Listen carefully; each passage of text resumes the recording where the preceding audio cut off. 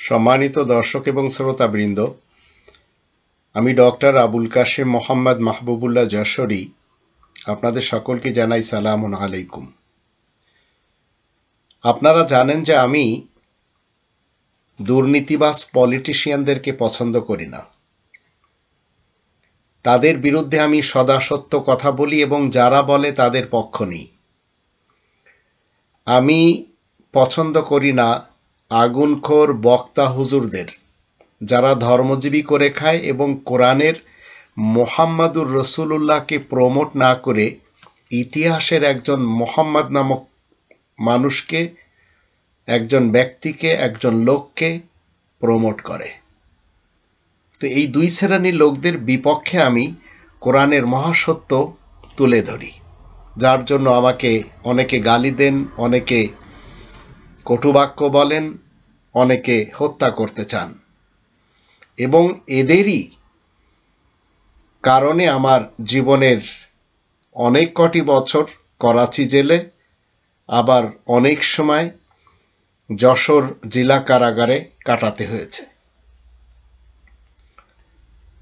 কোটা আন্দোলন নিয়ে আজ 2024 সাল মুহররম মাস, যা কিছু ঘটানো হচ্ছে আমাদের দেশে, যার মাধ্যম দিয়ে ঘটানো হচ্ছে, তো এই রকম অনেক ঘটনা আমাদের এই দেশে ঘটেছে। 1947 থেকে নিয়ে 1971 আর 1971 থেকে আজ 2024 সাল, একের পর এক ঘটনা ঘটেছে আর ঘটানোই হয়েছে। এর ভিতরে অনেক বড় বড় মুনাফিকিনদের চেহারা আমরা দেখতে পেয়েছি। যেমন ধর্মজগতে রয়েছে, তেমন রাজনীতির জগতেও রয়েছে। কিন্তু কোরআন আমাদেরকে মূলত কি শিক্ষা দিচ্ছে? কোরআনের 22 নম্বর সূরা আল হজ এর 30 নম্বর আয়াতের শেষে বলা হচ্ছে, ফাজতানিবুর রিজসা মিনাল আওসান ওয়াজতানিবু কাওলা জুর। তাই তোমরা সবাই মূর্তি পূজা এবং ব্যক্তিত্বের আওতাধীন হওয়ার আবর্জনা আর মিথ্যা কথার কবল হতে নিজেদেরকে বাঁচিয়ে নাও। এটি আল্লাহ তাআলার নির্দেশ। আপনাকে কোনো ইমেজ মাথার ভিতরে রেখে পূজা করার নির্দেশ নেই। সেই ইমেজ বা সেই মূর্তি ধর্মের নামে যেই হোক না কেন, মোহাম্মদ ইবনে আবদুল্লাহ হোক অথবা গণতন্ত্রের, রাজতন্ত্রের, সমাজতন্ত্রের কিংবা মোল্লাতন্ত্রের কোনো নেতা নেত্রী অথবা কর্মী হোক। তদ্রূপ 9 নম্বর সূরা আত-তাওবা এর 119 নম্বর আয়াত থেকে মুহাম্মাদুর রাসূলুল্লাহ, যিনি চলমান উপাধি ধারণকারী, আমাদেরকে কি শিক্ষা দিচ্ছেন কোরআনের মাধ্যম দিয়ে? ইয়া আইয়ুহাল্লাযীনা আমানু তাকুল্লাহা ওয়া কুনু মা'আস সাদিকিন। তোমরা যারা ঈমান এনেছো শোনো, তোমরা সবাই আল্লাহ তাআলার তাকওয়া অর্জন করো আর সত্যনিষ্ঠদের সহযোগী হও। তাকওয়া অর্জন করতে হবে আর কুনু মা'আস সাদিকিন, সত্যবাদীদের সাথে আপনাকে দিতে হবে। এটি হচ্ছে রব্বানী বিধান। মিথ্যা পরিহার করতে হবে, ইমেজ পূজা করা যাবে না, সত্যবাদীদের সাথে দিতে হবে। এবং 33 নম্বর সূরা আল আহজাবের 70 নম্বর আয়াত মতে, ইয়া আইয়ুহাল্লাযীনা আমানুত্তাকুল্লাহা ওয়া কুলু কাওলান সাদীদা। তোমরা যারা ঈমান এনেছো শোনো, তোমরা সবাই আল্লাহ তাআলার তাকওয়া অর্জন করে চলো আর সরল সত্য কথাই বলো। কিন্তু মনে রাখবেন, যারা ধর্মজীবীদের পিছনে চলে, যারা পলিটিশিয়ানদের পিছনে চলে, কোরআনের বিধান ছেড়ে দিয়ে, তো কোরআনের যখন আমরা 33 নম্বর সূরা আল আহজাবের 66, 67, 68 আয়াত 3টি দেখব, সেখানে বলা হচ্ছে, ইয়াওমা তুকাল্লাবু উজুহুম ফিন্নার। যেদিন আগুনের মধ্যে আগুনের বাসিন্দাদের চেহারা উলটপালট করা হবে, ইয়াকুলুনা ইয়া লাইতানা আতা'না আল্লাহ ওয়া আতা'না রাসূলা। সেদিন ওরা বলবে, হায় আমরা যদি আল্লাহ তাআলার অনুগত হতাম আর আমরা যদি বিশেষ বার্তাবাহক রাসূলের অনুগত হতাম। 67 আয়াতে বলা হচ্ছে, ওয়াকালু রব্বানা ইন্না আতা'না সাদাতানা ওয়া কুবারানা ফাআদাল্লুনা সাবিলা। তারা এই কথা বলবে, হে আমাদের রব, আমরা তো আমাদের সাদাত তথা পীরদের এবং কুবারা আমাদের নেতাদের মেনে চলেছি, তাই তো আমরা কোরআনের পথ চ্যুত হয়েছি, কোরআনের যে পথ সেই পথ থেকে চ্যুত করেছে এরা। ৬৮ আয়াতে বলা হচ্ছে রব্বানা আতিহিম দিফাইনি মিনাল আযাব ওয়ালআনহুম লানান কাবীরা, হে আমাদের রব আপনি ওদেরকে দ্বিগুণ আযাব দিন আর ওদেরকে চরম অভিশাপ দিন। এই আয়াতগুলি সামনে রাখবেন। আবার আল্লাহ রাব্বুল আলামিন বলছেন ১৯৪৭ থেকে ১৯৭১ আমাদের জনগণ, পূর্ব পাকিস্তানের জনগণ, তারা তাদের ভাগ্য পাল্টাতে পারেনি তাদের নিজস্ব কিছু বদ নেতাদের কারণে এবং পশ্চিম পাকিস্তানের বিশেষ কিছু বদ নেতাদের কারণে। তদ্রূপ ১৯৭১ থেকে আজ ২০২৪ সাল এই জনগণ এরা পারেনি এদের ভাগ্য পরিবর্তন করতে। তো আল্লাহ রাব্বুল আলামিন ১৩ নম্বর সূরা আর-রাদ এর ১১ নম্বর আয়াতে বলা হচ্ছে, এই আয়াতের শেষে ইন্নাল্লাহা লা ইউগাইরু মা বিকওমিন হাত্তা ইউগাইরু মা বিআনফুসিহিম, আল্লাহ কোনো জাতির অবস্থা পরিবর্তন করেন না যতক্ষণ তারা নিজেরা নিজেদের মধ্যে পরিবর্তন না ঘটায়। তো মনে রাখবেন জাতি হিসাবে আপনাকে আমাকে কি করতে হবে? আমাদের ভাগ্য আমাদেরই পরিবর্তন করতে হবে।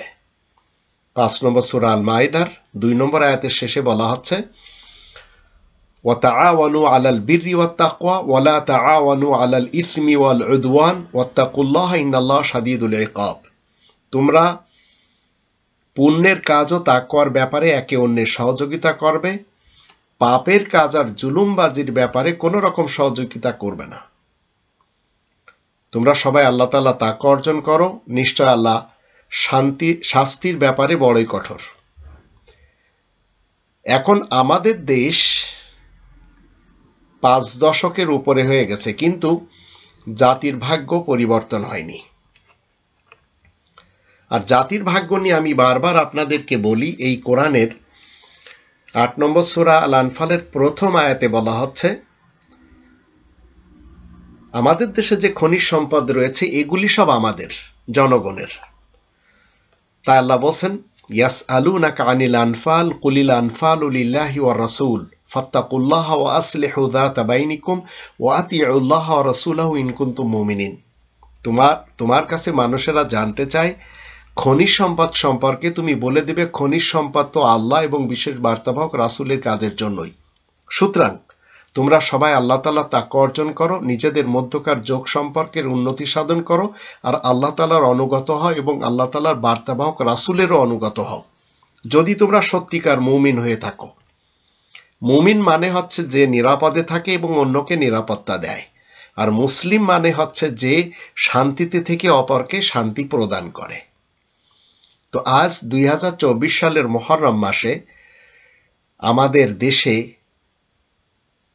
একটি কারবালা শুরু হয়ে গেছে। কোটা আন্দোলন নিয়ে ছাত্ররা খেপেছে, আর আমি বলতে চাই শুধু কোটা না, গোটা দেশটাই সংস্কার করা প্রয়োজন। আর দেশ প্রধানকে যশোরী বলতে চায় আর কতটা জীবন লাগবে আপনার এই গদিতে বসে তামাশা দেখার ব্যাপারে।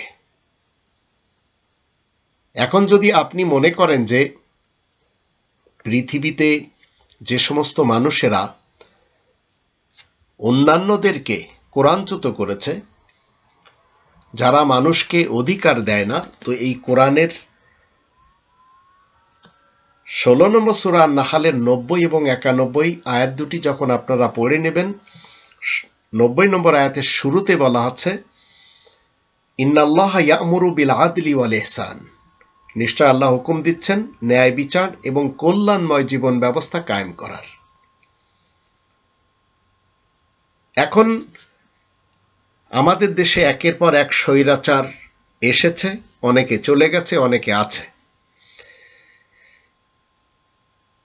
দেশের ছাত্রদের যে আন্দোলন চলছে, আসুন আমরা একে একে দেখি। একদিকে তো ছাত্রদের, অন্যদিকে কেউ কেউ আবার তামাশা দেখে চলেছে। আবার পুলিশ বলেন, বিজিবি বলেন, এরা মাঠে নেমেছে, এদেরকে নামিয়ে দেওয়া হয়েছে, এরাও এই দেশের লোক। আবার এদের সামনে বুক ফুলিয়ে শিক্ষকেরা এবং শিক্ষার্থীরা কোটা বিরোধী আন্দোলন করেই চলেছে, অনেকে দুনিয়া থেকে চলেও গেল। তো কোটা বিরোধী আন্দোলনের শুধু কি দরকার? ছাত্রলীগ এবং এর বিপক্ষের যারা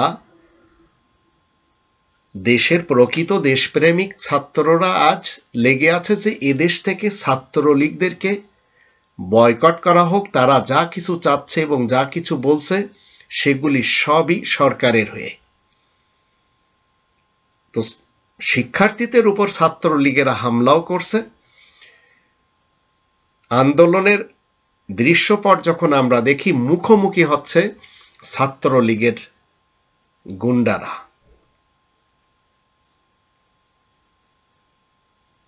এখন এমন একটি সময়, যে সময় এই দেশে ছাত্ররা যেভাবে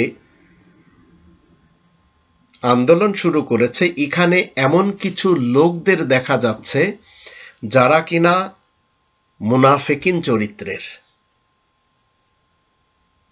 তো কেউ কেউ গুলি খাচ্ছে, আবার কেউ কেউ এগিয়ে চলেছে। এই যে বর্বরতা গভর্নমেন্টের পক্ষ থেকে এবং গভর্নমেন্টের পেটুয়া বাহিনী যারা রয়েছে, তারা যেসব কর্মকাণ্ডগুলি করে চলেছে দেশের মানুষের সাথে, তো মুহররমের মাসে রক্তক্ষয়ী যুদ্ধ হচ্ছে আমাদের দেশে। অতীত থেকে চলেই আসছে ইন্ডিয়া বয়কট নিয়ে, এখন অন্যায়ের প্রতিরোধ নিয়ে। তো ছাত্র আন্দোলনে মূলত দুর্নীতিমুক্ত দেশ গড়ার জন্য এরা আগুন জ্বালিয়ে দিয়েছে। কিন্তু যারা মুনাফিকিন থাকবে তাদের মনে রাখবেন, জাতি জেনে নেবে। এবার একে একে আমি আপনাদেরকে কিছু ভাষণ, কিছু চিত্র তুলে ধরব। এর পূর্বে আপনাকে আমাকে জানতে হবে, যারা ভুয়া ধার্মিক এবং যারা ভুয়া মুক্তিযোদ্ধা এবং যারা ভুয়া পলিটিশিয়ান এবং যারা ভোট চোর, এদের দিয়ে অন্তত এই দেশে কখনো সত্য কোনো কিছু এক্সপোজ হবে না। আমাদের দেশে দলকানা হলেও হবে না। কোরআনের যখন আমরা 30 নম্বর সূরা রোমের 31 এবং 32 আয়াত দুটি দেখি, সেখানে আল্লাহ বলছেন, তোমরা অংশীবাদী মুশরিকদের অন্তর্ভুক্ত হও না, যারা নিজেদের জীবন ব্যবস্থাকে বিভক্ত করেছে এবং বিভিন্ন দলে, পার্টিতে, ফিরকাতে, মাসলাকে, মাযহাবে বিভক্ত হয়ে গেছে। তারা সবাই যা যা তাদের কাছে রয়েছে সেইগুলি নিয়ে আনন্দ করছে। কুল্লু হিজবিম বিমা লাদাইহিম ফারিহুন। কিন্তু মনে রাখবেন, আজ আপনি আপনার ব্যক্তিত্বকে বিলীন করে দিচ্ছেন কিছু মানুষের খুশির জন্য, আবার বিলীন করে দিচ্ছেন কোরআন বিরোধী আমল করার জন্য, মানুষের ক্ষতি করার জন্য। তো একদিন ইতিহাস থেকে আপনি মুছে যাবেন। আমাদের দেশে অনেকের ক্যারিয়ার কিন্তু শেষ হয়ে গেছে। তাদেরকে মানুষ ধিক্কার দেয়, তাদেরকে মানুষ একটু ভালোবাসে না। যেমন ধরুন, কণ্ঠশিল্পী আকবরের কথা মনে আছে কি সবার? মানুষ মাত্রই ভুল করে, কিন্তু আমাদের জীবনে এমন কিছু ভুল আছে যে ভুলের কারণে পুরো ক্যারিয়ার নষ্ট হয়ে যেতে পারে। আজকের ভিডিওতে আপনাদের এমন কিছু মানুষের সাথে পরিচয় করিয়ে দেব যে মানুষগুলো একটা সময় সবার কাছে যেমন পরিচিত ছিল তেমনি ছিল জনপ্রিয়, কিন্তু ভুলের কারণে নিজের ক্যারিয়ার শেষ। তো চলুন দেখে আসি সেই মানুষগুলোকে। কণ্ঠশিল্পী আকবরের কথা মনে আছে কি সবার? এই গানটি তাকে জনপ্রিয়তা এনে দেয়। এই শিল্পী আকবর একটা সময় রিক্সা চালাতেন, আর আকবরকে সারা দুনিয়া ব্যাপী পরিচয় করিয়ে দেন ইত্যাদি ম্যাগাজিন খ্যাত হানিফ সংকেত। তিনি চাইলে তার ক্যারিয়ারটাকে অনেক দূর পর্যন্ত এগিয়ে নিয়ে যেতে পারতেন, তবে একটা ভুলের কারণে শিল্পী আকবরের ক্যারিয়ারটা শেষ হয়ে যায়। হাত পাখার বাতাসে গানটাতে আকবরের সাথে মডেল হিসেবে ছিলেন সেই সময়ের তুমুল জনপ্রিয় নায়িকা পূর্ণিমা। তার জীবনের চরম ভুল ছিল এই গানের শেষে রিকশা চালক আকবর পূর্ণিমাকে বিয়ের প্রস্তাব দিয়ে বসেন। পরবর্তীতে আকবর তার ভুল বুঝতে পেরে পূর্ণিমার কাছে ক্ষমাও চেয়েছিলেন, তবে তার জনপ্রিয়তা সেটি আর ধরে রাখতে পারেননি। শুধু এতটুকু ভুলের কারণে শিল্পী আকবরের ক্যারিয়ার শেষ হয়ে যায়। শিল্পী আকবর যেহেতু আমাদের মাঝে নেই, তাই তাকে নিয়ে আর কথা না বলি, তার পরবর্তীতে 2 নম্বরে যিনি আছেন তার কথা বলি। ইনিও আর একজন শিল্পী, রাতারাতি স্টার বনে গিয়েছিলেন জি বাংলা খ্যাত সারেগামা পাকে ঘিরে। শুধু তাই নয়, শুধুমাত্র নোবেলের গান দেখবে বলে বাংলাদেশের মানুষ সারেগামা পা দেখার জন্য অধীর আগ্রহে বসে। চরিত্র স্খলন, নেশাদ্রব্য সহ বিভিন্ন ছাইপাশ খেয়ে স্টেজে মাতলামি, জীবনসঙ্গী হিসেবে আরেক মানুষকে ভুল নির্বাচন করা, এইসব নিয়েই তিনি সমালোচিত হয়ে ওঠেন। সব মিলিয়ে মাইনুল হাসান নোবেল এখন মানুষের ভালোবাসার জায়গায় ঘৃণার পাত্র হয়ে উঠেছেন। এমনি আরো একজন মানুষ হলেন ইমরান এইচ সরকার। 2012 সালে তাকে চিনত না এমন মানুষ খুঁজে পাওয়া দুষ্কর। নিয়মিত টেলিভিশন আর প্রিন্ট মিডিয়ার পরিচিত মুখ ছিলেন তিনি। লক্ষ লক্ষ মানুষের আইডল ছিলেন এই ইমরান এইচ সরকার। তিনি গণজাগরণ মঞ্চের মুখপাত্র ছিলেন এবং লক্ষ লক্ষ মানুষ তার ডাকে সমবেত হয়ে মোমবাতি প্রজ্বলন করেছিলেন। অথচ আজকে সেই ইমরান এইচ সরকারের কোনো অস্তিত্বই নেই। 2টি ভুলের কারণে হারিয়ে গেছেন তিনি। সেই ভুল দুটির মধ্যে একটি হলো তার ভেতরে প্রচন্ড পরিমাণে অহংকার জন্মেছিল। সবচেয়ে বড় ভুল ছিল সাবেক শিক্ষামন্ত্রী নুরুল ইসলাম নাহিদের কন্যাকে বিয়ে করে তাকে ডিভোর্স দেয়া, যার ফলে রাজনীতির মাঠ থেকে তাকে সরিয়ে ফেলেন তৎকালীন মন্ত্রী। অবশেষে এইসব বিতর্কিত ব্যাপার স্যাপারের কারণে মানুষ আর তাকে মনে রাখেনি। 4 নম্বরে আছেন নুরুল হক। তিনিও একটা সময় তুমুল জনপ্রিয় ছিলেন, যার জনপ্রিয়তায় এখন অনেকটাই ভাটা পড়েছে কিছু ভুলের কারণে। 2018 সালে যখন ছাত্র আন্দোলন হয়, সেই আন্দোলনেই কিন্তু নুরুল হক নূর একাত্মতা ঘোষণা করেছিলেন। তারপর কোটা সংস্কার আন্দোলনের অগ্রদূত হিসেবে ভূমিকা রাখেন। বলা চলে 2017 সালের পর থেকে শিক্ষার্থীদের ভালোর জন্য যত আন্দোলন হয়েছে তার সবগুলোতেই তিনি সামনে সারিতে ছিলেন। তবে বিতর্ক ছাড়েনি তাকে, মূলত একটা ভুলের কারণে এমনটা হয়। ইসরায়েলি গোয়েন্দা মোদি আর সাফারির সাথে বৈঠক করা নিয়ে শুরু হয় সমালোচনা এবং আলোচনার ঝড়। এইভাবে আমরা অনেকের ডুবে যেতে দেখেছি, আবার অনেকের ধূলিসাৎ হতেও দেখেছি।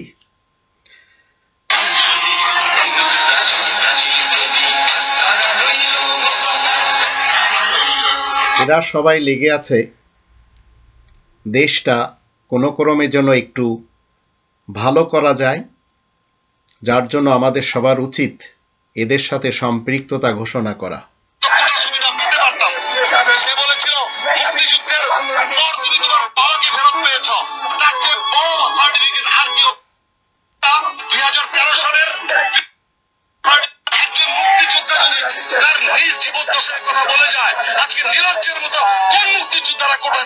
আমি একজন মুক্তিযোদ্ধার সন্তান। আমার পিতা 2013 সালের 30 জুন মারা যায়। 29 জুন অনেকাঙ্ক্ষিত ভাবে কাকতালীয় ভাবে তার মুক্তিযোদ্ধা সনদটা আমাকে দেখিয়েছিল এবং সেদিন আমি তাকে দুঃখ করে বলেছিলাম, বাবা তোমার মুক্তিযোদ্ধা সনদ থাকতে আমরা চাকরি পাই না, আমরা তো কোটা সুবিধা পেতে পারতাম। সে বলেছিল মুক্তিযুদ্ধের পর তুমি তোমার বাবাকে ফেরত পেয়েছ, তার চেয়ে বড় সার্টিফিকেট আর কি হতে পারে? মাত্র 20,000 টাকার ভাতাই কি আমার জীবনটা ছিল না তোমার কাছে দেশটা ছিল?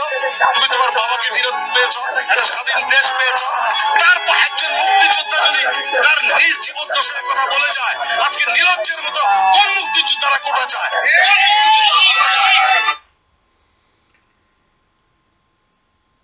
কোন মুক্তিযোদ্ধারা কোটা চায়? ভুয়া মুক্তিযোদ্ধারা এবং তাদের সন্তানেরা কোটা চায়।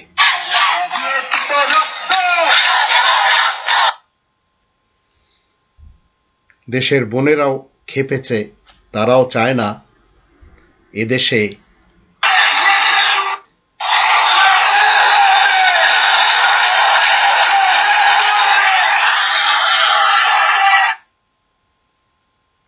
ইতিহাস প্রমাণ করছে যে প্রায় 20,000 জগন্নাথ এবং ঢাকা বিশ্ববিদ্যালয়ের শিক্ষার্থীরা আরও অন্যান্যরা শাহবাগে এক হয়েছে। এটি একটা বড় সাক্ষী আমাদের দেশের ইতিহাসের জন্য। কোটা পদ্ধতি নাকি কোরআনের আলোকে 80%, এ নিয়ে ঢাকা ইউনিভার্সিটির একজন প্রফেসর কোরআনের 8 নম্বর সূরা আল আনফালের 41 নম্বর আয়াত নিয়ে মিথ্যাচার করেছিলেন। আবার সেই একই ধারাবাহিকতায় আরেকজন মৌলবী তার বিরোধিতা করতে যে কোরআনও ভুল পড়ছেন এবং জাতিকে টেনে নিয়ে যাচ্ছেন যুদ্ধের দিকে, গনিমতের মালের দিকে, অথচ এই আয়াতে কোথাও যুদ্ধলব্ধ মালের কথা নেই। তোমরা যদি কোনো যুদ্ধ করো, এই যুদ্ধের একজন কোটা সুবিধা ভোগকারী বিশ্ববিদ্যালয়ের শিক্ষক বলেছেন কোরআন নাকি সূরা আনফালের আলোকে 80% কোঠার পক্ষে, চাকুরি, ভূমি, সম্পদ 80% বিজয়ী বাহিনীর বিষয়টি বুঝিয়ে বলবেন। এই দলিলের আলোকে কি কোঠা সুবিধা নেওয়া জায়েজ আছে? প্রিয় ভাইরা, খুব ভালো করে বুঝেন, আমাদের সমাজে কতগুলো বিস্ফোরা এখন দাঁড়িয়েছে, যারা কোরআন সুন্নাহর মৌলিক জ্ঞান যাদের কাছে নাই, কিন্তু বিভিন্ন ভাবে তারা কোরআনের অপব্যাখ্যা করে বিভিন্ন কিছু বলার চেষ্টা করছেন। উনি যে কথাটা বলেছেন যুদ্ধলব্ধ সম্পদ বন্টনের কোটা পদ্ধতির সাথে উনি তুলনা করেছেন। আল্লাহ রাব্বুল আলামিন সূরা আনফালের মধ্যে কি বলেছেন? ওয়ালামু আন্নামা গানিমতুম মিন শাইইন ফাইন্না লিল্লাহি খুমসাহু। আয়াতটির অর্ধেকও পড়তে পারলেন না, সেখানেও ভুল। কিন্তু ইনি আর একজন সেই বিশ্ববিদ্যালয়ের প্রফেসরের মতো, ইনিও কিনা এই আয়াতের অপব্যাখ্যা করেই চলেছেন, যেটি আমি কন্টিনিউ করিনি। এরপরে আসুন, ব্যক্তি অল্পতে ডাব খাওয়ার জন্য রাজি হয়ে যান।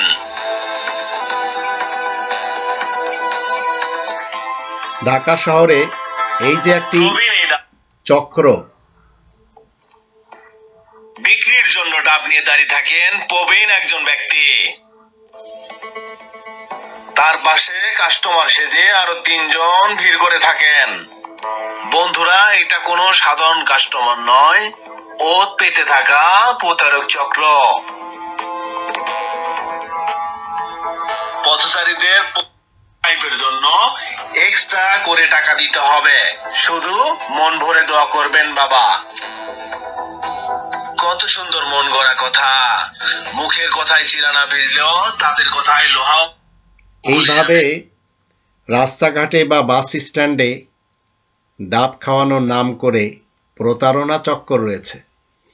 ঠিক এরা যেভাবে গরিবদের সাথে প্রতারণা করে, কিছু সংখ্যক সরকারের 5 আটা শিক্ষার্থী এবং ছাত্রলীগ, যুবলীগের গুন্ডা বাহিনী, তারাও সাধারণ মানুষের সাথে প্রতারণাই করে চলেছে। এবার দেখুন,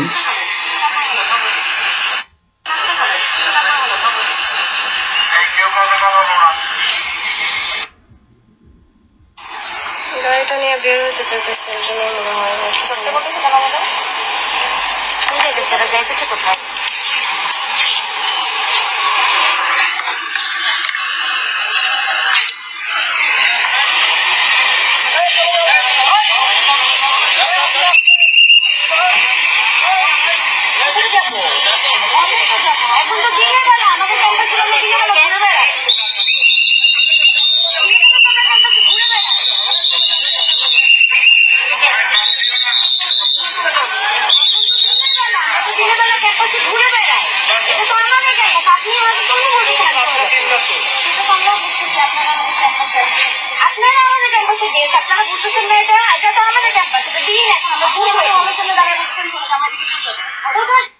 এইভাবে বাঘের মতো গর্জন দেওয়া শুরু করেছে দেশের ছোট ছোট শিক্ষার্থী ভাই বোনেরা।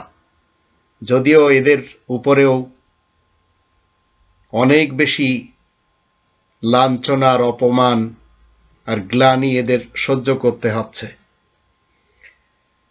আমি দেশের সকল ভাই বোনদেরকে বলতে চাই, যদি আপনারা কারোর উপকার না করতে পারেন তাতে সমস্যা নেই, কিন্তু সজ্ঞানে অন্তত কারোর ক্ষতি করবেন না।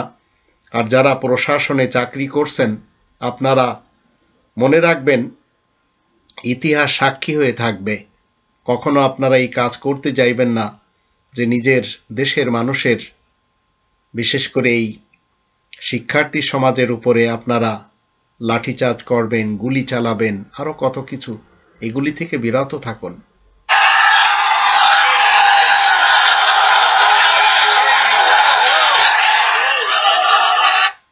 সত্যিকার অর্থে ইতিহাস এইভাবে রচিত হয়। পৃথিবীতে বড় বড় হিটলার এসেছে, মানুষ খুন করেছে, চলেও গেছে।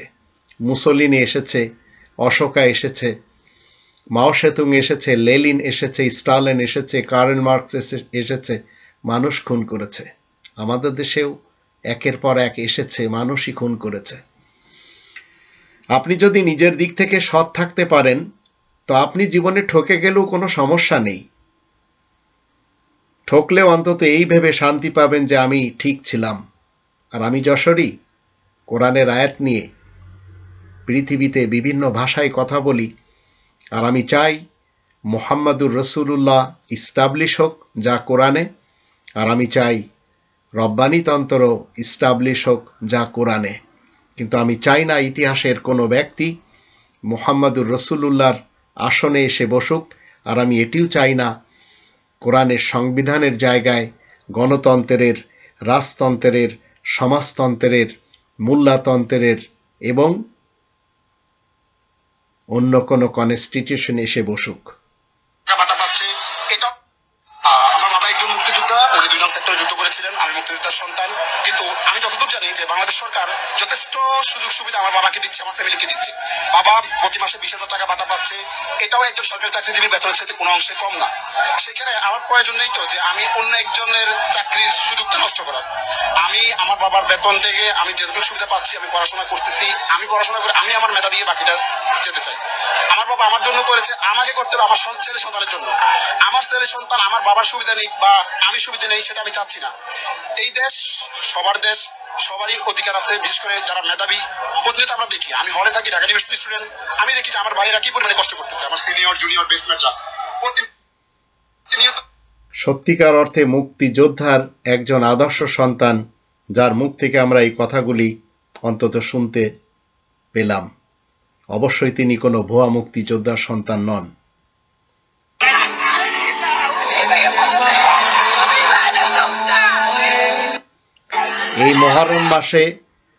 এই মুহররম মাসেও আমরা ফিলিস্তিনি শিশুদের শরীরে যেভাবে রক্ত দেখতে পাচ্ছি, সেই একইভাবে বাংলাদেশের ছাত্রীদের শরীরে রক্ত আমাদের দেখতে হচ্ছে।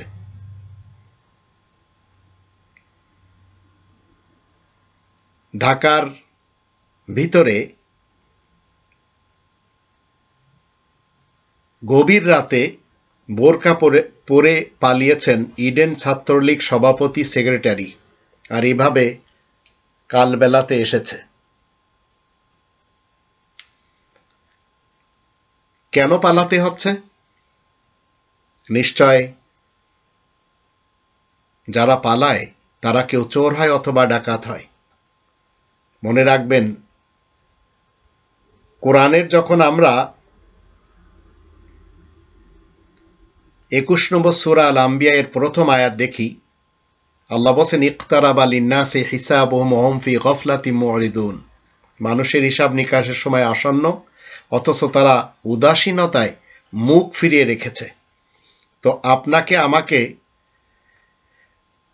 এমন কাজ করতে হবে না যে আমি উদাসীন হয়ে বাতিলের স্রোতে ভেসে বেড়াবো। কখনো যেন আপনার আমার থেকে কোরআনের মহাসত্য ছুটে না যায়।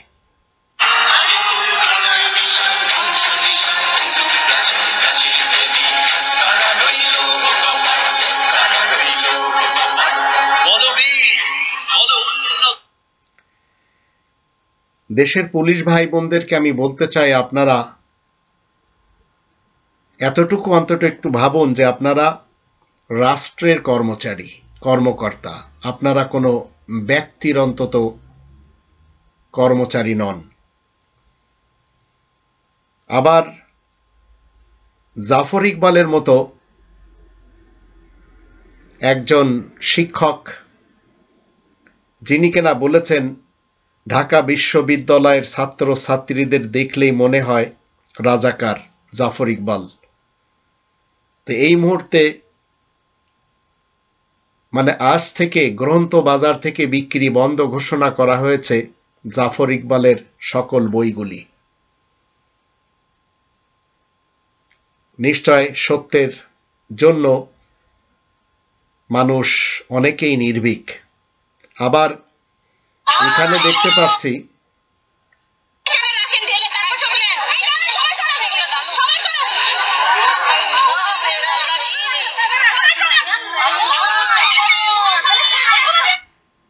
এই অস্ত্রগুলো দেখছেন ইডেন কলেজের ছাত্রী লীগের যে প্রধান তার কক্ষ থেকে বেরোচ্ছে। এগুলি কেন? একটি ইউনিভার্সিটিতে তো এইসবের দরকার না, শিক্ষার দরকার।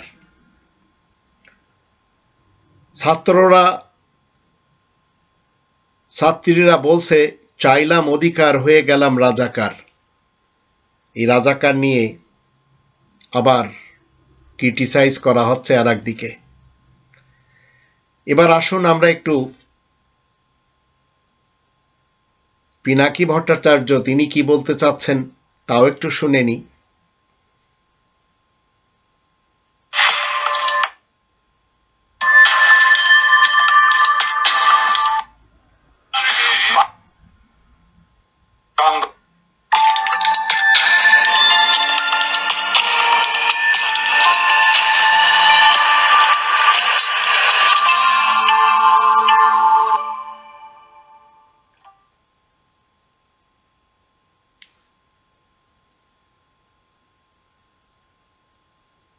কোটা আন্দোলন ছাত্রদের আন্দোলন নাই, এটা দেশবাসীর লড়াইয়ে পরিণত হয়েছে। শেষ খবর পাওয়া পর্যন্ত আজ 6 জন নিহত হয়েছে হাসিনার কুত্তা, ছাত্রলীগ আর ঠোলা লীগের হাতে।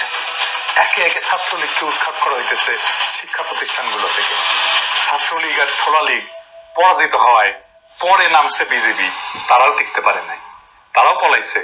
দৌড়ানি খাইতেছে আওয়ামী লীগের মাফিয়া গুন্ডারা। হাজি সেলিমকে দিছে ধাওয়া, যেখানে আওয়ামী বাকশালী তারই দিতে হবে ধাওয়া। ছাত্ররা তাদের আসল শত্রুকে চিনতে পারতেছে। বাংলাদেশ ফিনিক্স পাখির মতো হর্ষ থেকে আবার উত্থিত হইতেছে। আমরা যখন সবাই আশা ছেড়ে দিতেছিলাম, তখন ছাত্ররা আশা নিয়ে আমাদের সামনে এসে দাঁড়াইছে। বাংলাদেশ দেখতেছে এক নতুন বাংলাদেশের অভ্যুদয়। সকল বিভেদ ভুলা ডান বাম মধ্যপন্থী ইসলামপন্থী সকলে একসাথে ফ্যাসিস্ট হাসিনা শাসনের বিরুদ্ধে একাত্তা হইছে। এই তরুণেরা অপ্রতিরোধ্য, এই তরুণেরা বীর, এই তরুণেরা এক নতুন দিনের যাত্রী। এদের বীরত্বের কাছে, এদের উন্নত শিরের কাছে লজ্জায় হিমালয় পর্যন্ত মাথা নত করে। আবু সাইদ যেভাবে জীবন দিল বীরত্বের সঙ্গে, এই বীরত্ব দুনিয়া আগে দেখে নাই। এই বীরত্ব আমরা এমনকি গাজায় দেখি। নির্ভয়ে বন্দুকের সামনে বুক পাইতে দেওয়া এই নতুন বাংলাদেশ, এই বীরের প্রজন্ম আগে কখনো দেখেনি।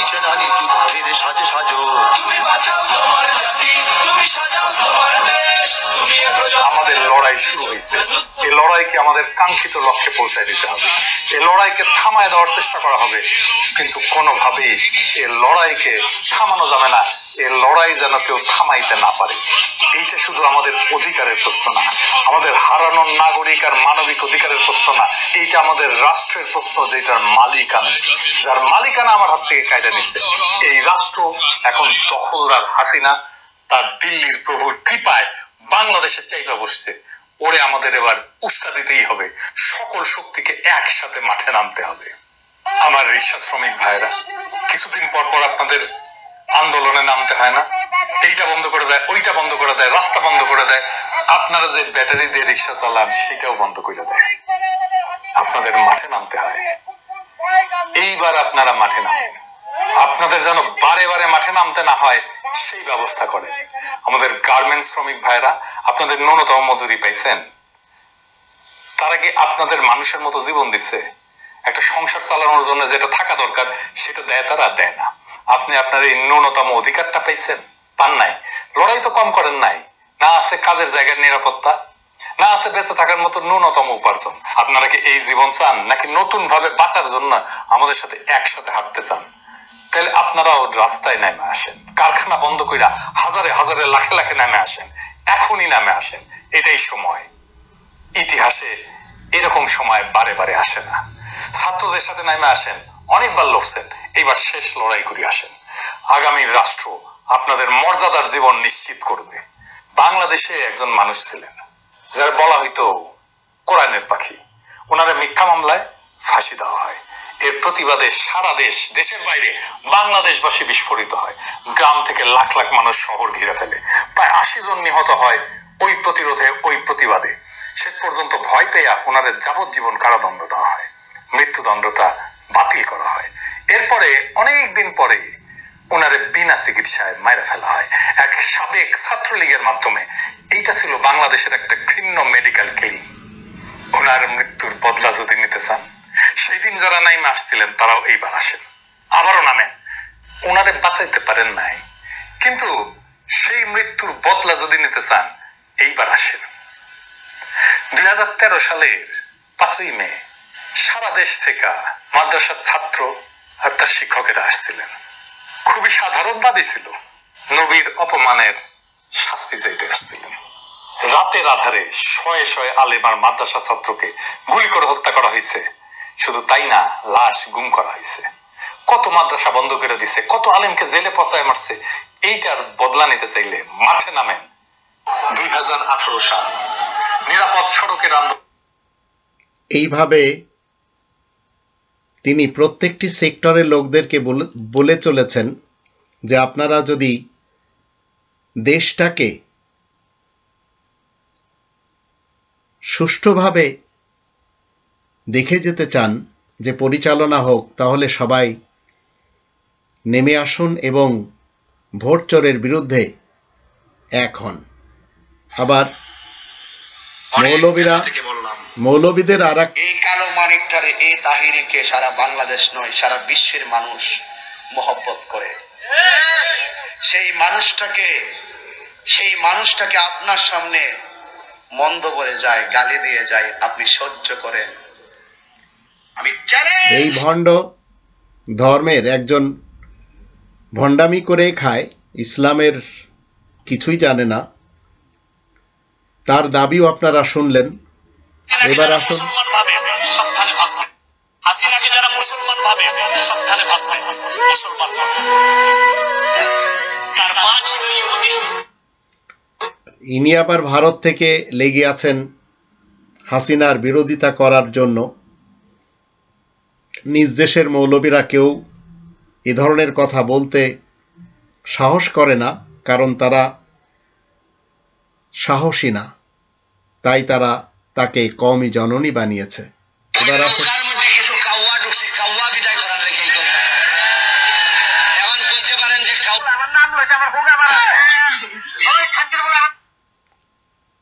এই আর একজন দালাল সংসদে বলতে চাচ্ছে নৌকার ভিতরে কিছু কাউয়া ঢুকছে, সেই কাউয়াকে বিতাড়িত করতে চায়। মনে রাখবেন, আমাদের মাত্র বাংলাদেশের আকাশ ব্যবহার করলে অন্তত 95 হুমকির মুখে বাংলাদেশের আকাশ সীমা। দক্ষিণ এশিয়ায় একমাত্র বাংলাদেশের আকাশ ব্যবহার করলে অন্তত 95% বাণিজ্যিক বিমানকে বাংলাদেশকে কোনো ডলার দিতে হয় না। বাংলাদেশের আকাশ ব্যবহার করে, কিন্তু চার্জ পায় ভারত। ভারতের রাডার থেকে সিগন্যাল। বাংলাদেশের আকাশ বিক্রি করে বছরে 1 লক্ষ কোটি টাকা নিচ্ছে ভারত। এরপরে যদি আপনারা মনে করেন যে স্বাধীন দেশের নাগরিক, সেটি মনে করতে পারেন, তবে হাসিনার মুখ থেকে একটু শুনে নিন। পুরুষের সমান অধিকার থাকবে, আর যদি পুরুষের নারীকে সমান অধিকার, নারী পুরুষের সমান অধিকার থাকবে, আর যদি পুরুষের নারীকে সমান অধিকার দিবে, কেমনে দিবে?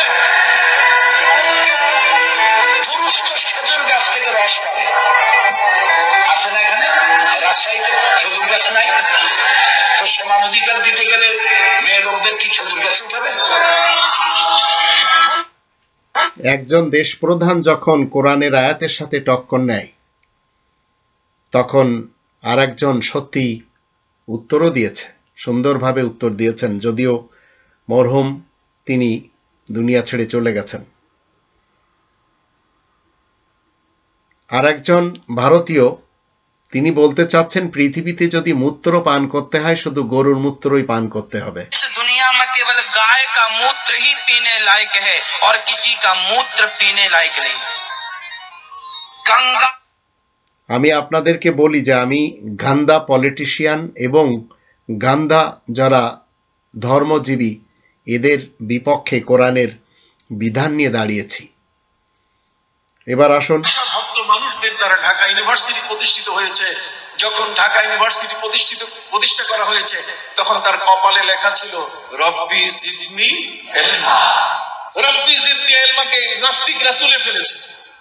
কবি নজরুল ইসলাম কলেজকে কবি নজরুল কলেজ বানাই দিয়েছে। ইসলাম সব রব্বি জিদনি ইলমা ঠিক আছে, আল্লাহ তাআলার কোরআনের একটি আয়াতের অংশ।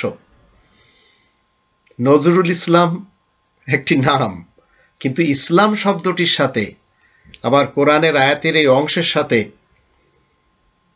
অনেকেই খেলাধুলা করেছে। আমাদের দেশের লোকেরাই, ভিন দেশ থেকে কেউ এসে এই কাজগুলি করেনি।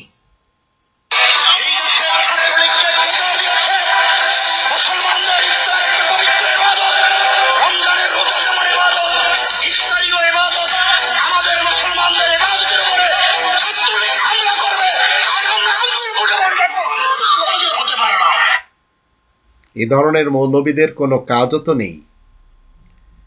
এদের তো উচিত ছিল শিক্ষার্থীদের সাথে এসে তারা যেভাবে আন্দোলন করছে সেভাবে আন্দোলন করা, কিন্তু এরা গলা ফাটিয়ে এরা এদেরটাই বলে চলেছে। যেমন দেখা গেল কড়া নিরাপত্তার মাঝেও কলকাতার এই মন্দিরে দেখা গেল কড়া নিরাপত্তার মাঝেও হিন্দু ধর্মেরই এক ব্যক্তি দেবী মূর্তির মুন্ডু ছুঁড়ে ফেলে দিয়েছেন।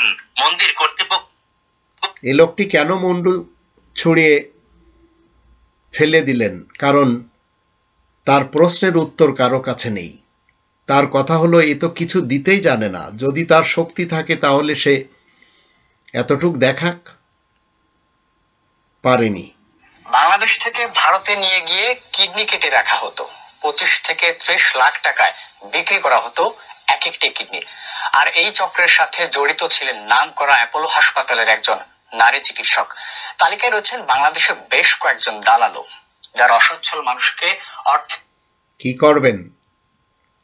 এই দেশের খায়, এই দেশেই থাকে এবং এই দেশের মানুষের কিডনি বিক্রি করানোর জন্য ভারতে পাঠানো হয়। তো যারা আপনারা ভারতে চিকিৎসা নিতে যান, একটু চিন্তা ভাবনা করবেন।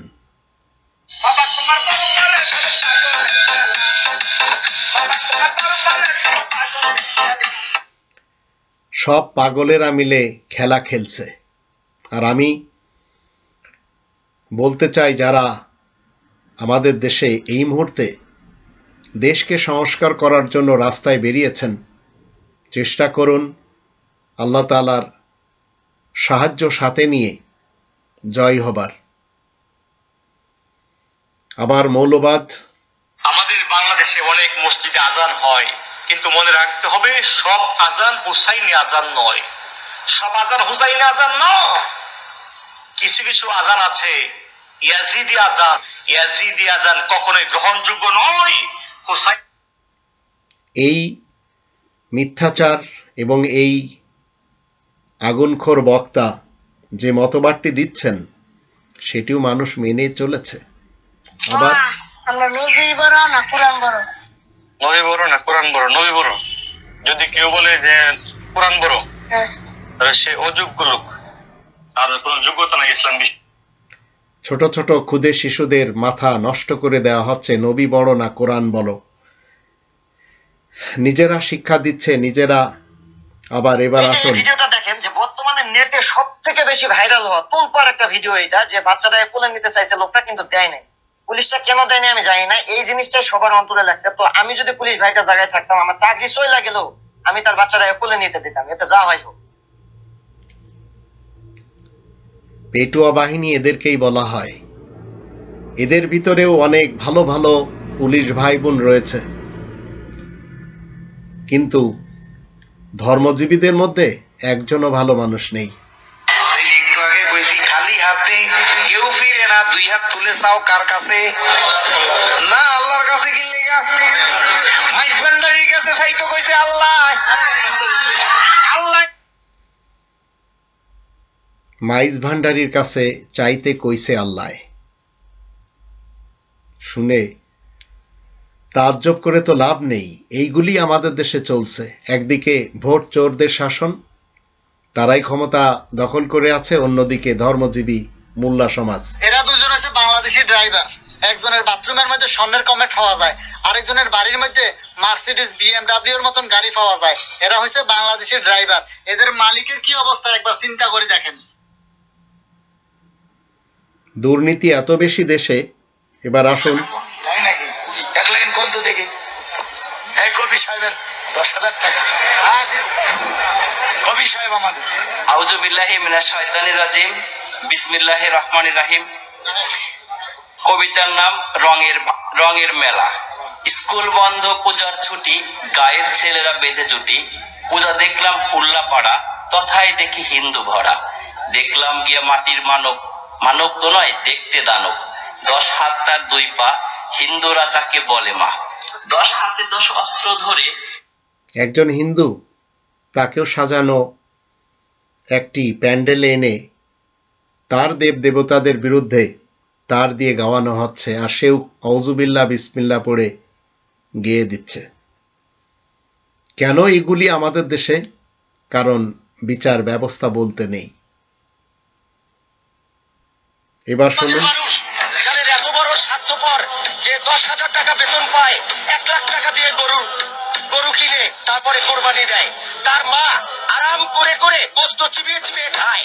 একবারও তার ছেলেকে জিজ্ঞেস করে না যে তুমি 10,000 টাকা বেতনে চাকরি করো, 1 লাখ টাকা দিয়ে গরু কোথায়। শুরুতে যে আয়াতগুলি আপনাদের সামনে আমি তুলে ধরেছিলাম, সদা সত্য কথা বলতে হবে, সত্যবাদীদের সাথে থাকতে হবে।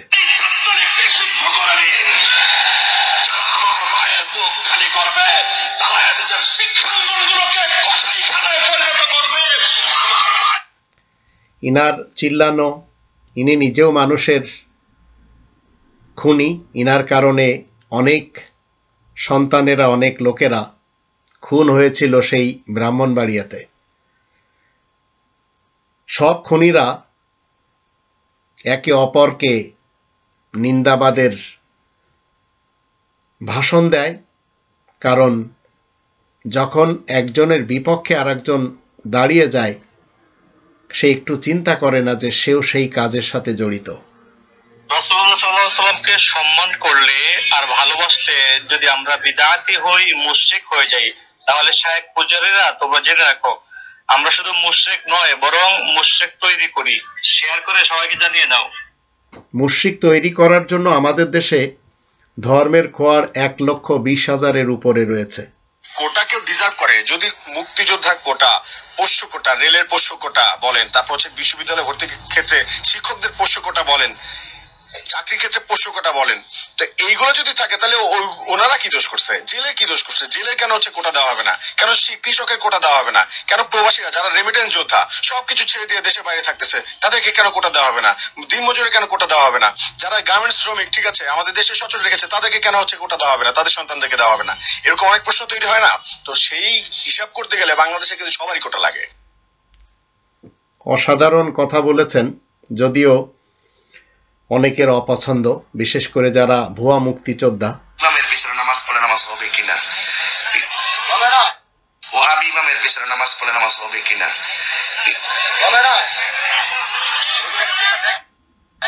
ওহাবিদের পিছনে, ওহাবি ইমামের পিছনে নামাজ হবে কিনা, তাহিরিকে উত্তর দেওয়া লাগছে না, কারণ সে যাদের মগজ ধুলাই করেছে তারাই বলছে হবে না।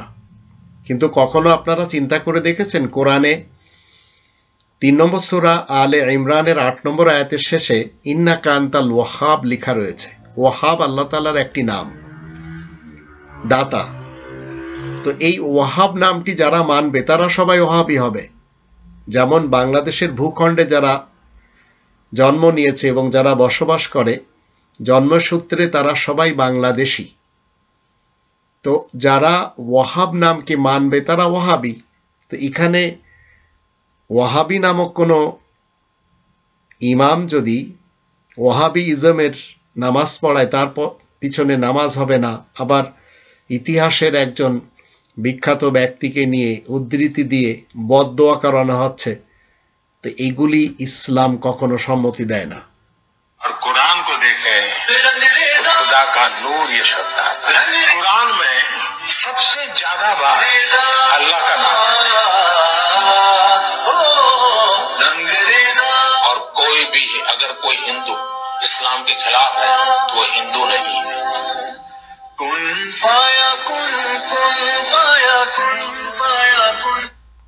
রাজনীতি বক্তব্য, খুনি মোদি ৬,০০০ মানুষকে খুন করেছেন গুজরাতে, তার নামই পড়ে গেছে গুজরাতের কসাই। কিন্তু কখনো কখনো বল পাল্টে দেওয়া হয় এদের পক্ষ থেকে। সব দেশ প্রধানরা এই টাইপেরই করে। ওরে আল্লাহ ছাড়া কারোর কাছে মাথা নত করি না, আর ভয় ভীতি আমার নেই। জীবনে মৃত্যুর মুখোমুখি বারবার হয়েছি, যেখানে একই দিনের মা। ইনি আবার বলছেন আল্লাহ ছাড়া কারোর সামনে মাথা নত করেন না, কিন্তু যে কনস্টিটিউশন মেনে চলেন সেটি হচ্ছে গণতন্ত্রের। আর আমাদের দেশে ইনি নিজেই একজন ফেক আল্লাহ, যা তিনি বলেন সেটাই হয়। চিন্তা করে দেখুন, মুখে কিছু, অন্তরে কিছু, আমলে কিছু। আল্লাহ কোনো মানুষকে মারেন? কখনো না। কিন্তু ইনার যুগে পিলখানার ঘটনা, শ্যাপলা চত্বরের ঘটনা, হলি আর্টিজেনের ঘটনা, 7 মার্ডারের ঘটনা, লগি বৈঠার তাণ্ডব, এগুলি কার যুগে হয়েছে? কে এর কারণ? এসবের কারণ তিনি নিজেই। गोबर को हलवा बनाकर खा ले तब न समझेंगे। दुनिया का भारत ही एक ऐसा देश है जिस देश में घी को जलाया जाता है, दूध को बहाया जाता है और मौत को पिया जाता है। और बड़ा ভারত এমন একটি দেশ যেখানে দুধ শিবলিঙ্গে ঢেলে দেওয়া হয়, বয়ে যায় নালাতে, কিন্তু সেই দেশে গরুর মুত খাওয়া হয়। এরপরে আসুন, 33 करोड़ देवता रावण ने बंद कर रखे थे अपनी कैद में। जिन देवताओं की आप पूजा करते हैं उनको तो रावण ने बांध के कैद में डाल रखा था, और इन ऐसाओं की तुम पूजा करते हो भक्तजनों। ये बहन बेटियां भाई, যদি আপনারা বুঝতে পারেন তাহলে অবশ্যই বুঝেছেন 33 কোটি দেবদেবতাদের কিভাবে ধুলাই করে দিলেন, এবং রামের ব্যাপারে, রাবণের ব্যাপারে। এবার আসুন, বিসিএস পরীক্ষার উপর থেকে মন উঠে গেল সাধারণ মানুষের। প্রশ্ন ফাঁসের কত টাকা কামিয়েছেন? আবেদ আলী, প্রশ্ন ফাঁসের টাকা দিয়ে খরচ চালাতো সংসারের। বিসিএস পরীক্ষার উপর থেকে মন উঠে গেল সাধারণ মানুষ। যখন যখন জাতি এখন বিসিএস ক্যাডার কাউকে দেখবে, সত্য যদি কেউ হয় তাকেও ভুয়া মনে করবে, যে এও প্রশ্নপত্র টাকা দিয়ে কিনে তারপরে বিসিএস ক্যাডার হয়েছে।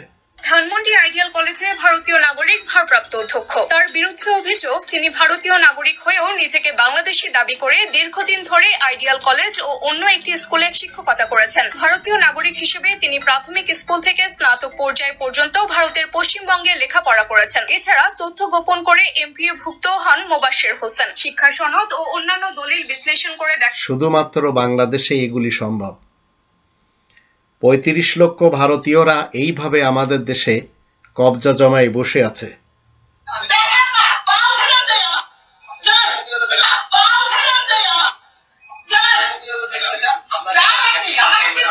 সরকারি চাকরিজীবীর মুখের ভাষা আপনারা শুনলেন, যে যেখানে একটু আঘাত পাচ্ছে সে তার আসল চেহারা মানুষের সামনে তুলে ধরছে। কোটা এবং মেধা মনে হতে পারে যে যারা কোটায় চাকরি করে তাদের কোনো মেধা নেই, কিন্তু আবেদন করার ক্ষেত্রে কোটা লাগে না, প্রিলিমিনারিতে কোটা লাগে না, লিখিততে কোটা লাগে না, একদম শেষ মুহূর্তে গিয়ে কোটা অ্যাপ্লাই হয়। তখন আসলে মেধায় সবাই সমান। এখন আমার সামনে যদি দুইটা অপশন থাকে যে দুইজনই সমান মেধাবী, একজন মুক্তিযোদ্ধার সন্তান, একজন রাজকের সন্তান, আমি অবশ্যই মুক্তিযোদ্ধার সন্তানকে থাকবো, অবশ্যই সেটা একটা। ফলে মেধা এবং কোটা খুব সহজে মানুষকে বিভ্রান্ত করা যাচ্ছে যে মুক্তিযোদ্ধার সন্তান আর রাজাকারের সন্তান, এগুলি দুই পক্ষের লোকদের দৃষ্টিতে গালি হিসেবে মানুষ জেনে যাচ্ছে। गुरुजी मुझे किसी ने पूछा था कि आप बोलते हो मांस नहीं खाना चाहिए, तो जो शेर है वो मांस खाता है, तो दुर्गा मां उनकी सवारी क्यों करती हैं फिर? भाई शेर मांस खाता है जी, तो वो मांस खाने के लिए ही ईश्वर ने उसको रचा है जी। भाई शाकाहार और मांसाहार करने वाले जीव अलग। সুন্দর প্রশ্ন করেছেন, কিন্তু এই মৌলবাদ উত্তর দিতে পারছে না। ঠিক একই কায়দায় এবার বাংলাদেশের সবচেয়ে বড় হক আল্লামা তাহিরি, মনে কষ্ট নিয়েন না, বাংলাদেশের সবচেয়ে বড় হক, তার চাইতে বেশি ভিউকে আছে নাকি এই দেশে কারো? ব্যাপকভাবে বিবেচনা করলে না, এই দেশে আমার জানা মতে নাই। ওয়াজের ময়দানে সবচেয়ে বেশি ভিউ তার না, বাংলাদেশের সবচেয়ে বড় আলেম। যে যাকে পছন্দ করে না তার বিরুদ্ধে এইভাবে বলে, আবার যে যার পা চাটে সেও কিভাবে সাংবাদিকতা করে সেটিও আপনারা দেখে নিলেন। मेरा प्रश्न ये है कि सूर्य उदय पहले कहाँ उगता है? सूर्योदय सबसे पहले हमारे भारत में हम आपको बता दें, सबसे ছোট্ট একটা বাচ্চা এই ঢঙ্গি বাবার মুখ বন্ধ করে দিয়েছে একটি প্রশ্ন করে যে সূর্য কোথায় সর্বপ্রথম উদিত হয়, সে বলছে ভারতে। এবার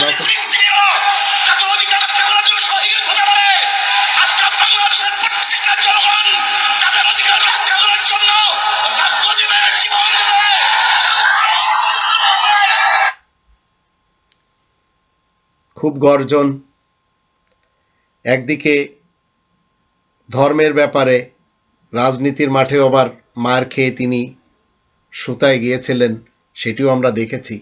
মুফতি গিয়াসউদ্দিন তাকিরি একটা যদি দাখিলের সার্টিফিকেট দেখাইতে পারে, আমি জীবনে ওয়াজ করব না।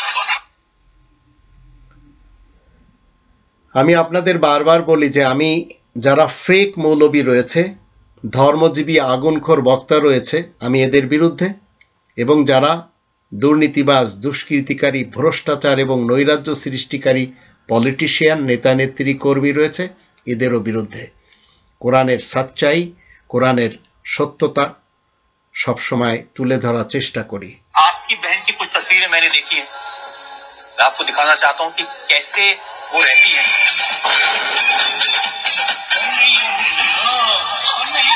যোগী আদিত্যনাথ 2024-এ বেজিহারা হেরে গেলেন, তার কারণে তার দোহাই দিয়ে তার বোনরা খুশিতে নাচানাচি করে, সেটিও আপনারা দেখে নিলেন।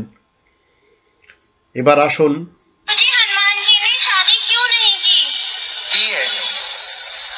हनुमान जी ने शादी की है, सूर्य भगवान की बेटी से की है, तो शादी तो की है, पर वो अपनी पत्नी के साथ पत्नी के रिश्ते पर रहे नहीं। इस गधे को कोई समझाओ कि पृथ्वी से 109 এইভাবে ধর্মে যখন মিথ্যাচার শুরু হয় আর এইভাবে যখন মগজ ধুলাই হয়, তখন যাদের মগজে প্রশ্ন ওঠে তখন তারাও চিন্তা করে যে এরাই আজ ধর্মের বড় বড় আসনে বসে আছে। দেশে প্রত্যেকটি সেক্টরে আমাদের এমন এমন লোকদের বসানো হয়েছে যারা অযোগ্য, আর বিসিএস ক্যাডারদের ব্যাপারে তো আপনারা সবাই জেনেই গেছেন, ভুয়া সার্টিফিকেট নিয়ে এবং টাকা দিয়ে ক্রয় করে প্রশ্নপত্র ফাঁস করে তারা যখন পাশ হয়ে গেছেন, আমি যারা রিয়েল পড়াশোনা করে পাশ হয়েছেন তাদের কথা বলছি না, মনে রাখবেন তারাই যখন বিভিন্ন সেক্টরে বসে দেশকে তারা কি করে, অপরাধী হয়ে জুলুমের জাতাকলে লোকদেরকে মারে। তো জুলুমের কালে আপনি যদি নিরপেক্ষ থাকলে মনে রাখবেন যে আপনি জালেমের পক্ষ নিচ্ছেন। তো এই মুহূর্তে দেশে যারা চাচ্ছে কে দেশের অবস্থা পরিবর্তন হোক, তাহলে আপনাদের সকলের উচিত তাদের সাথে দেওয়া। এবার আসুন, ये बच्ची तो भाई बाबा जी से भी खेल गई, आप भी देखिए। एक हाथ में कितनी उंगलियां होती है? एक हाथ में कितनी उंगलियां होती है? आप गिन लो बेटा, देखो गिनो कितनी है। 5। फिर 2 हाथ में आप बताओ गिन के। 10। फिर 10 हाथ में कितनी उंगलियां होगी? अच्छा भाई भाई बताओ कितनी होंगी? 10 आदमी 100 होगी क्या? सब लोग कह रहे हैं 100। नहीं, हाँ 50। अच्छा ठीक था आपने। ছোট্ট একটি বাচ্চি, ছোট্ট একটি মেয়ের কাছে হেরে গেল এই ঢঙ্গি বাবা। এইভাবে আপনারা যখন ধর্মজীবীদের কাছে এবং পলিটিশিয়ানদের কাছে প্রশ্ন করা শুরু করবেন, এরা সবাই আপনাদের কাছেই পরাজিত হবে। ও দুনিয়ার মা বাবা, ছাত্রলীগের বাবা, ছাত্রলীগের মারা, যুবলীগ যে করে তার বাপ্পাকে বলে দিচ্ছে তোমার সন্তানকে নিয়ন্ত্রণ করো, তোমার সন্তানের মুখ সামলাও, তোমার সন্তানের কার্যক্রম নিয়ন্ত্রণ করো, না হলে ধ্বংস হয়ে যাবে।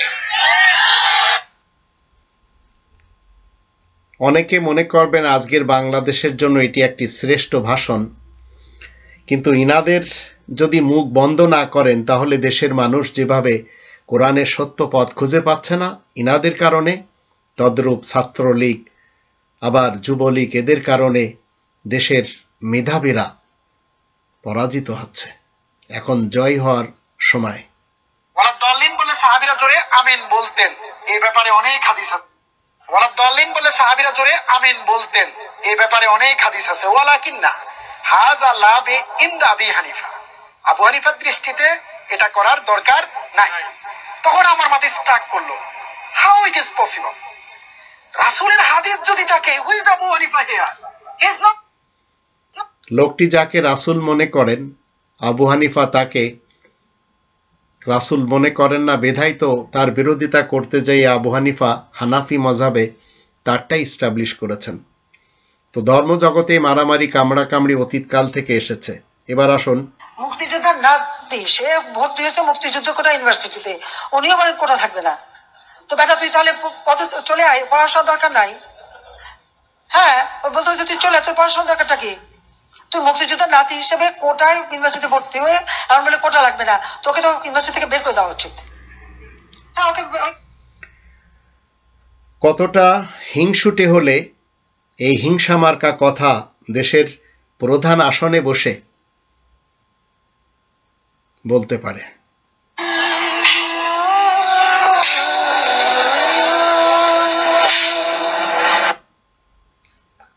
10 বছর শাসন করে কিয়ামত পর্যন্ত জুতার বাড়ি খাচ্ছে এরকম অনেক মূর্তি পৃথিবীতে রয়েছে। আমি যখন মুর্শিদাবাদ যাই, সেই মীর জাফরের কবরের পাশে যখন একটু দাঁড়িয়ে দেখি একটি হিন্দু মহিলা নিজের পায়ের জুতা খুলে তার কবরে ছুঁড়ে মারল। আমি বললাম, দিদি কি করলেন? তিনি বললেন, জাতির সাথে যে বেঈমানি করেছে সে আমার স্যান্ডেলই প্রাপ্য। তো এইভাবে দেশপ্রধান অনেকেই পৃথিবীতে তাদের প্রতিমূর্তি তৈরি করা হয়েছে, কবর রয়েছে, মানুষ যায় জুতা নিক্ষেপ করে।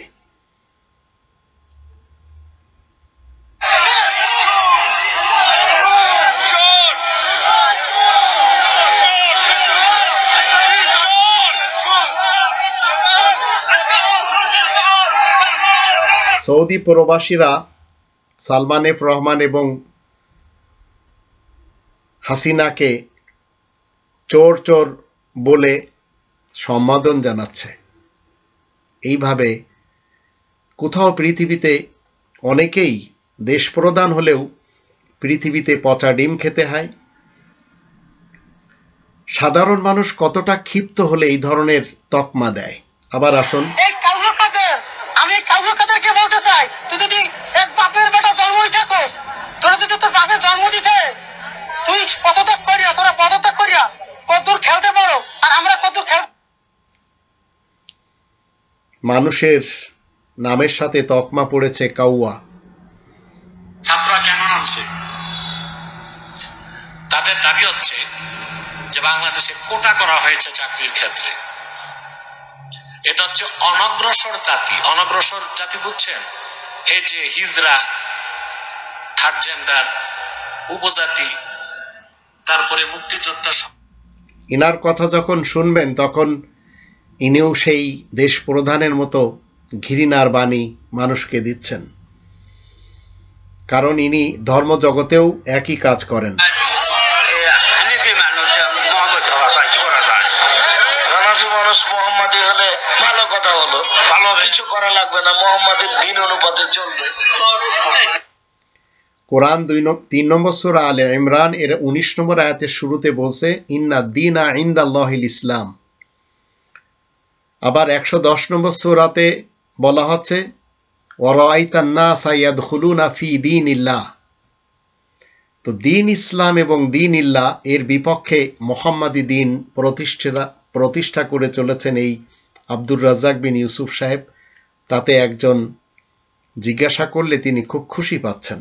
এবার আসুন। जब अंग्रेज आए तो अंग्रेजों ने गुरुकुलों को तोड़ा।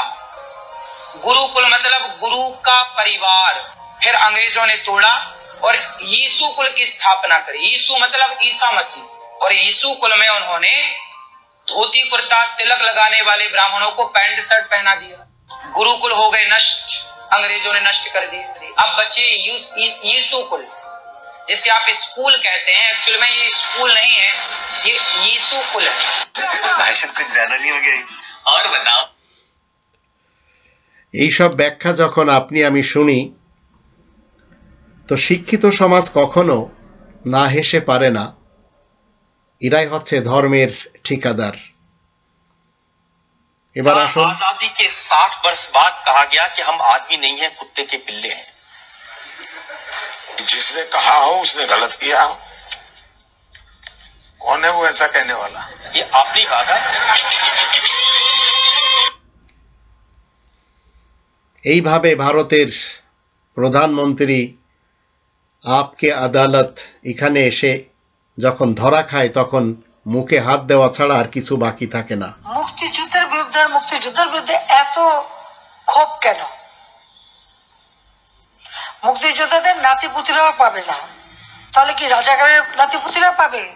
সেটা আমার প্রশ্ন। দেশবাসী মুক্তিযোদ্ধাদের বিরুদ্ধে ক্ষোভ আর ইনার রাজাকারদের বিরুদ্ধে ক্ষোভ, মূলত জাতি এই ক্ষোভ নিয়েই 53 বছর কাটিয়ে দিচ্ছে। দুইটা বেলাই কিভাবে সাইকেল চালাইতেছে, কত সুন্দরভাবে চালাইতেছে, ওই রকম আমরাও পারবো না ভাইয়া। দেখেন দুইটা বেলাই কিভাবে সাইকেল চালাইতেছে। দক্ষ বিড়াল সাইকেল চালাচ্ছে আর আমাদের দেশে অদক্ষরা দেশ চালাচ্ছে। একটু চিন্তা করে দেখুন। राधे राधे जपने से क्या राधे राधे आपको खाने के लिए दे देगा बिना मेहनत किए हुए? बोली जब अपनी माँ के पेट में थी तो तुम्हारा बाप देता था खाने को, तुम्हारा बाप हाथ डाल के खावाता था। প্রশ্ন করেছে রাধে রাধে বললে কি রাধে আমাদেরকে খাবার দিবে? আর তার উল্টাপাল্টা জবাব আপনারা শুনলেন। এইভাবে আমাদের দেশে যারা আন্দোলন করে চলেছেন তারা যখন সত্যতা মানে সত্য এটাই যখন জনগণের সামনে এবং দেশ প্রধানের সামনে রাখছেন, জনগণ বুঝতে পারছেন। কিন্তু যারা ভারত চাটা, যারা স্বামী স্ত্রী মনে করে ভারতকে, যারা ভারত নিয়ে কত কথা তাদের বুঝি আসে না। আমার কাজ হলো শুধু তথ্য দেওয়া, বুদ্ধি দেওয়া, প্ল্যানটা দেওয়া, এটা বাস্তবায়ন করার দায়িত্ব ওনাদের। আমার কোনো ক্ষমতা নাই এসব বাস্তবায়ন করার, এসবের আমি হাত দিই। বুদ্ধি দেওয়ার ক্ষমতা আছে, 5,500 বলারও ক্ষমতা আছে। বাস্তবায়ন কিভাবে হয় সেটি তো আমরা দেখেই নিলাম, ব্যাংকগুলি কিভাবে খালি হয়ে গেল। এবার আসুন। ब्राह्मण भगवान के मुख से प्रकट हुआ, क्षत्रिय भुजा से, वैश्य जंघाओं से, शूद्र चरण से। এই হচ্ছে এদের মতবাদ। এই মতবাদ শুধু ভারতীয়রা খায় না, আমাদের দেশের হিন্দুরাও এটি গিলে গিলে খায়। কলা গাছের গোড়া থেকে কি বের হয়? বাঁশের গোড়া থেকে কি বের হয়? মানুষের জন্মে কি হয়? তা আল্লাহর জন্মে যে হবে সে কি হবে? কতটা অস্বাস্থ্যকর ব্রেন রাখলে এই কথাটি আল্লাহ তাআলার ব্যাপারে সে বলতে পারে।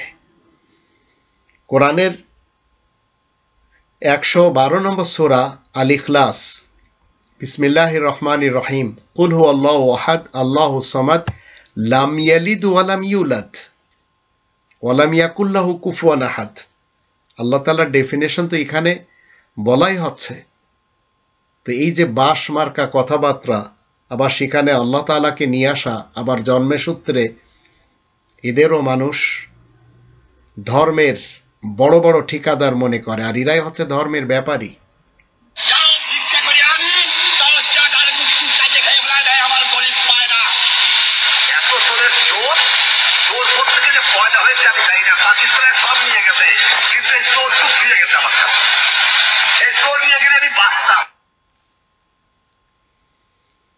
অবশ্যই সত্য কথা বলেছেন, এবং ইনার আর একটি সত্য কথা যেটি আমরা 2024 সালে ভালো করেই দেখতেই পাচ্ছি, সবাই পায় স্বর্ণের খনি, ইনি পেয়েছেন চোরের খনি, আর এই চোরের খনির লোকেরাই ভোট চোর, এরাই কিনা দেশকে লুটে পুটে খাচ্ছে। এই দেখেন মাহফিলে বন্ডদের দোলাই শুরু হয়ে গেছে, এই দেখেন মাহফিলে বন্ডদের দোলাই শুরু হয়ে গেছে, মাহফিলে ভণ্ডামি আর চলবে না। ধর্মের মার্কেটে অনেকেই মার খান, কেউ জুতা খান, আবার কেউ থুতু খান, কত কিছু আমরা দেখেই চলেছি। দেশ প্রধানদের একই ইতিহাস আমরা জানি। সৃষ্টি করে এটা একটা ট্যাকটিক। তার মানে কি মুক্তিযোদ্ধার সন্তান নাতিপুতিরা কেউ মেধাবী না, যত রাজাকারের বাচ্চারা নাতিপুতি হলো মেধাবী, তাই না? এইসব কথাগুলি যখন আপনি আমি শুনি তখন আপনার আমার কেমন লাগে? এবার আসুন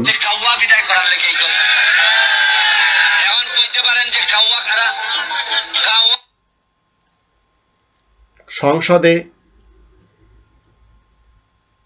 এই ধরনের কথা শুনতে হয় যেখান থেকে জাতির ভাগ্য পরিবর্তন করা দরকার। আবার গোলামির জিনজির এই সকল লোকদের হাতে কেমনে শুনে নিন। আমাদের বিজয় ভারতের বিজয়, বুঝছেন? আমাদের উন্নয়ন ভারতের উন্নয়ন, ভারতের উন্নয়ন আমাদের উন্নয়ন, আমাদের বিজয় ভারতের বিজয়, বুঝছেন? আমাদের উন্নয়ন ভারতের উন্নয়ন, ভারতের উন্নয়ন আমাদের উন্নয়ন। আর কি শুনবেন? এরপরেও যদি আপনারা এই সকল লোকদেরকে মেনে চলেন, আবার ধর্মের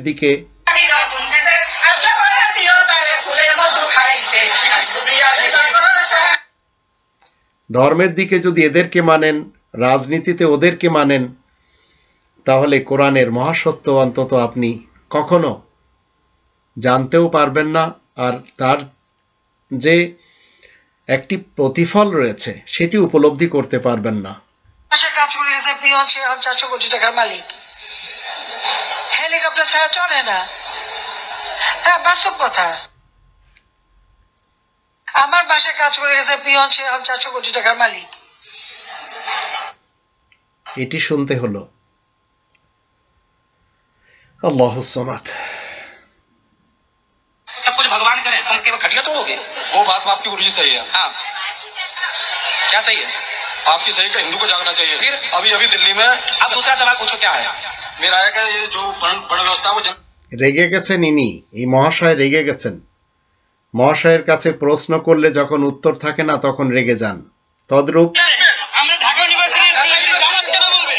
ঢাকা ইউনিভার্সিটির স্টুডেন্ট, উনি একজন প্রফেসর মানুষ, উনি ভদ্রভাবে কথা বলবে, তিনি কথা বলবেন না, জামাত বলে গালি দিচ্ছে, এটা কোন ধরনের? একজন প্রফেসরের কাছে গালি হয়ে গেছে জামাত শিবির।